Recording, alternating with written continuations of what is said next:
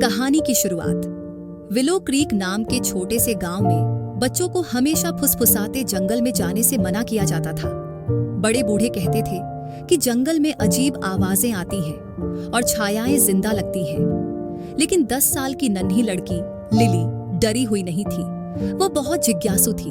एक शाम उसने जंगल के अंदर गहरी चांदी जैसी एक चमकती रोशनी देखी। वह हल्की आवाज में उसका नाम पुकार रही थी, लिली, लिली। अध्याय 1, रहस्यमय रोशनी। लिली घबराई, लेकिन उस चमकदार रोशनी ने उसे अपनी ओर खींच लिया। वह धीरे धीरे जंगल के अंदर गई। उसके दिल की धड़कन तेज हो रही थी। जंगल की दुनिया अलग थी। पेड़ बिना हवा के झूल रहे थे, फूल मंद मंद चमक रहे थे और हल्की फुसफुसाहट सुनाई दे रही थी। वह उस रोशनी का पीछा करती रही और आखिरकार एक खुली जगह पर पहुंच गई। वहां एक पुरानी टूटी फूटी धूप घड़ी सनडायल रखी थी। धूप घड़ी पर लिखा था, केवल एक सच्चा और साहसी दिल जंगल का रहस्य खोज सकता है। छायाओं के रक्षक से सावधान रहो। तभी वह रोशनी एक चमकते जुगनू में बदल गई। जुगनू ने कहा, मदद करो, छायाओं के रक्षक ने जंगल का दिल चुरा लिया है। पूरा जंगल मर रहा है।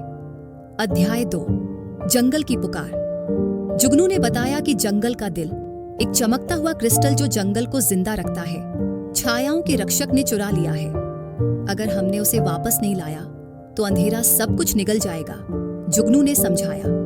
लिली डर गई, लेकिन उसने खुद को संभाला और कहा, मैं क्या कर सकती हूँ? जुगनू बोला, तुम्हें 3 परीक्षाओं का सामना करना होगा। हर परीक्षा तुम्हारे दिल, दिमाग और हिम्मत को परखेगी। अध्याय 3, पहली परीक्षा, सच्चाई की नदी। जुगनू लिली को एक काली गहरी नदी के पास ले गया।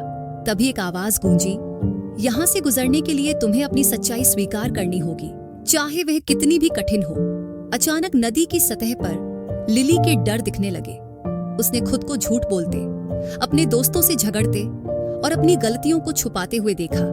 उसके आंसू निकल आए, लेकिन जुगनू ने धीरे से कहा, अपने आप को माफ करो और सच को गले लगाओ। लिली ने गहरी सांस ली और कहा, मैंने गलतियां की हैं, लेकिन मैं उन्हें सुधारूंगी। मैं ईमानदार रहूंगी। नदी शांत हो गई और वहां एक प्रकाशमय पुल बन गया। अध्याय 4, दूसरी परीक्षा, शक की भूल भुलैया। अगली परीक्षा एक जटिल भूल भुलैया में थी। हर कोने से आवाजें आ रही थीं, तुम कमजोर हो, तुम ये नहीं कर सकती, वापस जाओ। आवाजें इतनी तेज हो गई कि लिली का आत्मविश्वास हिलने लगा, लेकिन उसने अपनी हिम्मत जुटाई और जोर से कहा, मैं मजबूत हूं, मैं ये कर सकती हूं।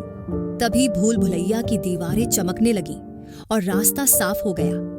अध्याय 5, छायाओं का रक्षक। आखिरकार लिली एक गुफा तक पहुंची। गुफा के अंदर छायाओं का रक्षक खड़ा था। वह एक काले धुएं से बनी हुई विशाल आकृति थी। उसके हाथ में जंगल का दिल चमक रहा था। रक्षक ने ठहाका लगाया और कहा, तुम एक छोटी बच्ची हो, सोचती हो कि मुझे हरा दोगी? लिली का दिल डर से कांप रहा था, लेकिन उसने कहा, मैं भले ही छोटी हूं, लेकिन मेरे पास हिम्मत और दया है। यही सबसे बड़ी ताकत है। छायाओं के रक्षक ने अंधेरे की लहरें लिली की ओर भेजी। लिली ने अपनी आंखें बंद की और अपने परिवार, दोस्तों और जंगल के प्राणियों के बारे में सोचा। उसके अंदर एक गर्माहट सी महसूस हुई। तभी जुगनू तेज चमकने लगा। लिली ने साहस के साथ जंगल का दिल पकड़ लिया। रक्षक चीखता हुआ धुएं में बदल गया और हमेशा के लिए गायब हो गया। अध्याय 6, जंगल का पुनर्जन्म। जैसे ही लिली ने जंगल का दिल धूप घड़ी पर रखा, पूरा जंगल चमक उठा।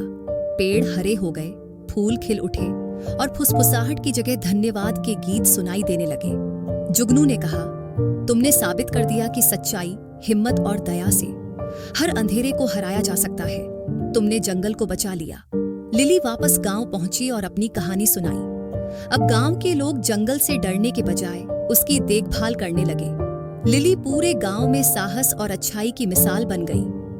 कहानी का संदेश, सच्चा साहस डर के बावजूद सही काम करने में है। ईमानदारी, दया और आत्मविश्वास से हम हर मुश्किल को हरा सकते हैं। समाप्त।